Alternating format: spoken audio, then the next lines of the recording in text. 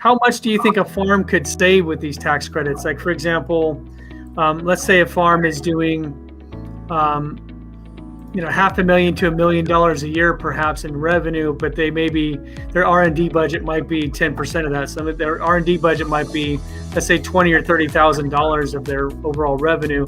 How much of a tax credit could that theoretically save? And I know there's a lot of variables, but Yeah, there are a lot of variables, and the formula for R&D is constantly evolving, so it's not the same answer year over year. It is an annual credit though, so this is an annual incentive, so you could evaluate this every year based on what you did during that year. So the numbers change, and it's constantly looking back in time, comparing to what you did in the past to what you're doing now. But a good rule of thumb is, if you think about those costs I mentioned, wages, supplies, contract research, the dollars that you spend in those areas, I like to call it bucketizing. Fill up your bucket of those costs. And if you think about all the wages that you're paying your employees, all the supplies you potentially used, and they could be, maybe they don't have to be coded to R&D or anything like that. It could be just regular operations, but you are doing R&D activity. We could pick up a piece of those wages and supplies and put it in the R&D bucket for R&D computation. So fill up that bucket.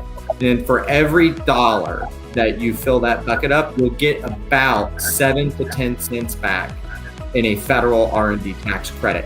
So if your bucket were $500,000 of expenditures, you can estimate that you have around a $50,000 U.S. Federal R&D tax credit. So it's about 7 to 10 cents. And again, like I said, that could be higher, it could be lower, because it just depends on your facts and what's happened in the past. But that's a good average if you're trying to figure out what do you think the potential could be for you.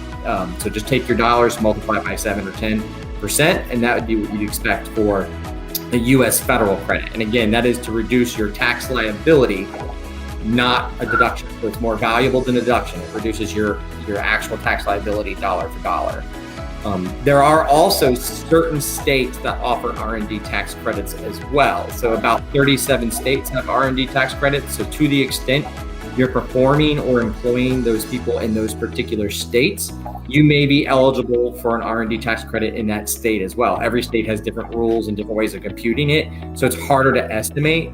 But generally speaking, you'll get between 2 to 7 cents back in a state R&D credit if you're in a potential state that's eligible.